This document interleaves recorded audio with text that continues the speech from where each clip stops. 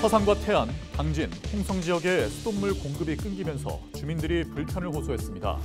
정상적인 물 공급은 9일 오전에야 가능할 것으로 보입니다. 경찰이 충남 전역에서 단속을 벌여 4시간 만에 음주운전 31건을 적발했습니다. 경찰은 연말연시 음주운전 단속을 강화할 계획입니다. 강승규 의원이 정부의 권한을 보다 강화한 해상폭력특별법을 대표 발의했습니다. 성일종 의원은 국립대 치과병원 설치법 개정안을 내놨습니다. 공직선거법 위반 혐의를 받는 이완식 충남도 의원이 대법원에서 최종 당선 무효형을 선고받았습니다.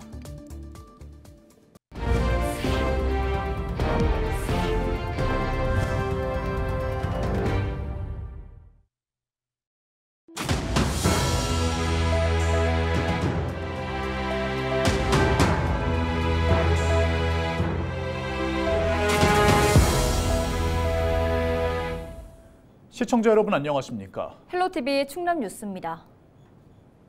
8일 충남 서북부 4개 시군에 물 공급이 끊겼습니다. 이곳은 주민이 33만 명 넘게 사는 곳인데요. 당국이 긴급 대응에 나섰지만 주민들의 불편을 덜게에는 역부족이었습니다. 한범호 기자입니다. 96세대가 사는 당진의 한 아파트. 주차장에 급수차가 서 있습니다. 현재 지상 1층에서 비상급수를 시행하고 있으니 주민분들께서는 물을 받아가시기 바랍니다. 방송을 듣고 황급히 나온 주민들, 양동이와 생수통에 물을 한가득 받아갑니다. 8일 아침부터 단수 조치가 이뤄지면서 당진시가 비상급수에 나선 겁니다. 주민들한테 방송을 해갖고 여기 와셔갖고 조금씩 받으면서 저희가 무거운 거 날라드리고 이렇게 지금 진행하고 있습니다. 주민 대다수가 여러 차례 물을 나르며 불편을 호소했습니다. 물 없으니까 이것저것 다 불편하지 뭐. 물 없으면 할 수 있는 게 없잖아요. 우선 그릇 닦아야지. 또 화장실 해야지. 재난 문자를 받고 급하게 물을 받아놓은 주민도 있었지만 평소처럼 쓰기엔 턱없이 부족했습니다.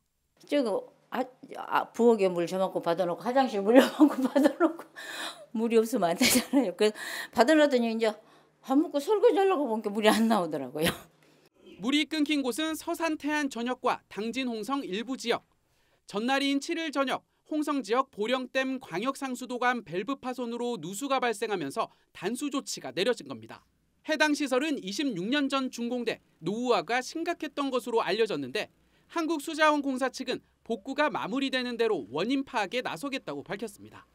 밸브가 조금 소선이 좀 파손이 됐어요. 보수 복구를 하는 과정에서 실제 그런 부분이 조금 지연이 좀 많이 됐고요. 과연 노후화인지 사고 원인을 좀 더 정확하게 파악하기 위해서 충남도와 시군은 비상급수 체계를 가동해 생수 50만 병과 급수차 51대를 단수 지역에 긴급 지원했습니다. 서산과 홍성에 있는 학교 5곳은 급식을 하지 못하거나 간편식으로 대체했습니다. 고장난 밸브 교체 공사가 지연되면서 정상적인 물 공급은 하루를 넘긴 9일 아침 7시쯤에야 가능할 것으로 보입니다. 헬로티비 뉴스 한보호입니다. 경찰이 충남 전역에서 단속을 벌여 4시간 만에 음주운전 31건을 적발했습니다. 충남경찰은 7일 밤 도내 유흥가와 식당가, 고속도로 진출입로 등에서 인력 526명을 배치해 음주운전 일제 단속을 실시했습니다. 그 결과 면허 취소 수준 11건, 정지 수준 11건을 적발했습니다. 경찰은 연말연시 시간과 장소를 가리지 않고 상시 음주운전 단속에 나설 계획이라고 밝혔습니다.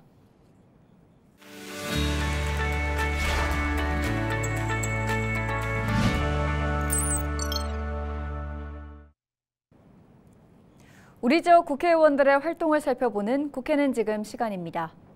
먼저 홍성 예산지역구 강순규 의원은 해상폭력특별법을 대표 발의했습니다. 특별법에는 정부의 권한을 강화해 최적지의 해상폭력 입지를 선정하고 정보 기술 유출에 대한 형량을 강화하는 내용이 담겨 있는데요. 강 의원은 그동안 개별 사업자가 스스로 입지를 발굴하고 수용성 확보 등 인허가를 직접 진행해 해상폭력 건설이 지연되어 왔다며 신속하고 효율적인 해상폭력 보급 등을 위해 특별법을 발의했다고 말했습니다. 국회 국방위원장인 서산 태안 지역구 성일종 의원은 국립대 치과병원 설치법 개정안을 대표 발의했습니다. 개정안에는 공공보건의료사업 관련 업무를 전담하는 공공임상교수 제도의 법적 근거를 마련하고 사업 수행에 필요한 경비를 정부와 지방자치단체가 지원하는 내용이 담겨 있습니다. 성 의원은 공공보건의료 사업에서 의료 인력 확보와 재정 지원이 절실한 상태라며 사업을 안정적으로 추진하기 위해 개정안을 발의했다고 전했습니다. 지금까지 우리 지역 국회의원들의 활동 소식을 전해드리는 국회는 지금이었습니다.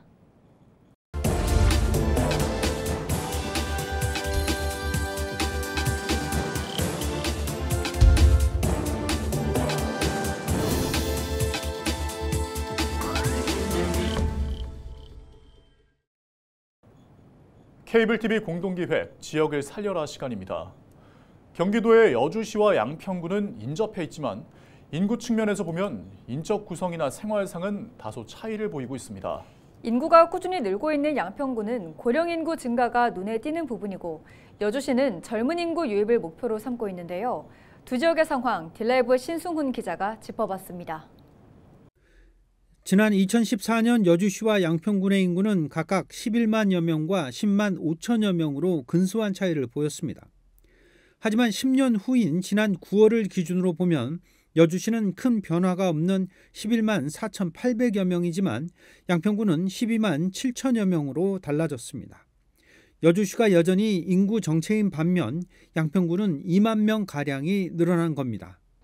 그런데 이 기간 양평군에서 가장 많이 증가한 연령은 60대입니다. 퇴직 이후 귀농귀촌 지역으로 양평군을 선택한 사례가 많다는 겁니다. 이런 이유에서 양평군은 지역별로 양평살이 설명회를 열 정도로 이주민들에 대한 정책에 고심하고 있습니다. 내가 양평에 살아야겠구나라는 말씀도 하시고 어떤 분들은 이사 왔는데 양평을 잘 몰랐지 않습니까? 이 프로그램을 통해서 잘 알았다라는 말도 하고 계세요. 그래서 이 프로그램은 양평군 인구를 증가시키는데 아주 큰 역할을 하고 있지 않나. 또한 양평군의 경우는 고속도로 개통으로 접근성이 향상되면서 앞으로도 퇴직자나 귀농귀촌에 의한 인구 증가가 더 이어질 것으로 예상되고 있습니다. 일단 이제 전원 생활을 목표로 내려오긴 했는데 그래도 서울의 접근성을 저는 가장 중요하게 생각을 했거든요. 교통, 이제 서울을 나가기 편한 교통을 먼저 중요시했죠. 그리고 두 번째는 환경. 반면 여주시는 수도권 전철이 연결된 지역임에도 외부 인구 유입이 많지 않았습니다. 이에 대한 해법으로 여주시는 산업단지 14곳을 비롯해서 젊은 층의 인구 유입을 목표로 한 정책 시행에 나섰습니다. 역세권 조성과 맞물려서 출산 가능한 세대의 전입을 위해 의료나 교육 등의 정책적 지원을 늘려가겠다는 겁니다. 젊은이들이 일자리 만들어서 인구 늘리면은 태어난 아기 수가 우리가 1년에 1000명이 넘었었는데 요즘 450명이에요. 얼마나 지금 걱정이 많은지 모르겠습니다. 젊은이가 많으면은 어쨌든 태어나는 아기 수가 늘 거 아닙니까? 20년 동안 지역 주민들도 이 같은 방향성에 동참해서 장학금 확대나 교육 여건 개선 등을 여주시에 요구하고 있습니다. 맨날 운다에 앉아있는 거나 이런 거나 보고 그럽니다. 그런 것도 너무나 활성화시키지 말고 결실을 최대한 줄여서 청소년애들 같은 분들한테 그 장학금을 제도로 하면은 우리 같은 70대 된 사람도 아이를 낳을 것 같습니다. 결국 지역 상황에 맞는 인구 증가 정책이 필요하고 시군의 장기 발전 계획의 방향도 이를 반영해야만 지역 소멸의 위험에서 벗어날 수 있다는 것이 지역 전문가들의 의견입니다. 딜라이브 뉴스 신승훈입니다. 앞서 보신 두 지역과는 달리 경기도 연천군은 생활인구에 주목했습니다. 국도 3호선과 전철 1호선 등 지난해 개통한 교통망과 또 지역의 관광자원을 활용하겠다는 건데요. 올해 초부터 발급한 디지털 관광 주민증이 한 몫을 해내고 있습니다. 계속해서 딜라이브 건석화 기자의 보도입니다. 2024년 9월 행정안전부 주민등록 인구 기준 연천군의 인구는 4만 894명. 1995년 5만 4,800명이던 인구는 30년 동안 25% 정도 줄었습니다. 경기도 최북단의 연천군은 가평군과 더불어 경기도의 대표적인 인구 감소 지역입니다. 지난해 국도 3호선 대체 우회도로와 수도권 1호선 개통으로 서울과 한층 가까워진 연천군. 올해는 생활인구 늘리기에 집중하고 있습니다. 연천군은 지난 1월부터 대한민국 구석구석 앱과 홈페이지에서 디지털 관광주민증을 발급받은 방문객에게 다양한 할인 혜택을 제공하고 있습니다. 디지털 관광주민증이 담긴 휴대전화를 매표소에 비치된 QR코드에 대자 20% 할인권이 자동으로 생성됩니다. 디지털 관광주민증은 인구 감소 지역의 경제 활성화 전략입니다. 연천군은 관광주민증 발급자에게 지역 주요 관광지와 숙박, 음식업 등 여행 편의시설 16곳의 이용료를 최대 20%까지 할인해주고 있습니다. 관광주민증을 통해서 외집분들이 많이 찾아오시는 편이고요. 할인을 받으시니까 만족하시는 분들이 굉장히 많으세요. 다양한 할인 혜택을 통해 지역 방문과 관광 소비를 유도하고 있습니다. 저희는 제인폭포도 왔었고요. 오토캠핑장도 갔었는데 광범위하게 할인을 받을 수 있어서 다시 또 연천군을 찾지 않을까 생각을 하고 있습니다. 현재 연천군 관광주민증 발급자는 10만 7천여 명. 시행 10개월 만에 연천군 전체 인구의 2배 정도가 관광주민증을 발급받았습니다. 매일 수백 명씩 발급자가 늘고 있는데 연천군은 이들 가운데 30%가량이 실제 지역을 방문할 것으로 기대하고 있습니다. 연천군 인구가 다소 줄어들고 있지만 이 생활 인구를 확장시켜서 이분들이 종래적으로는 연천군에 정주할 수 있도록 만드는, 그래서 연천군 인구를 늘려나가는 그런 인구 증대 효과가 있고요. 단기적으로는 그런 과정 속에서 침체된 지역 경제를 활성화하는 그런 견인차 역할을. 연천군은 인구 감소를 막기 위한 정책적 대안이 실제 인구 유입으로 이어질 수 있도록 편리해진 교통과 천혜의 자연 등과 연계한 홍보 활동을 벌이고 있습니다. 딜라이브 뉴스 권석화입니다.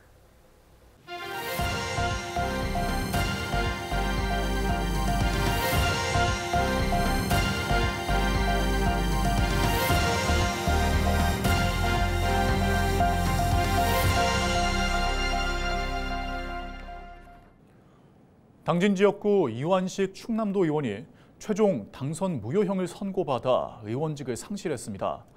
대법원 제3부는 공직선거법 위반 혐의로 재판에 넘겨진 이 의원에게 벌금 200만 원을 선고한 원심 판결을 지난 5일 확정했습니다.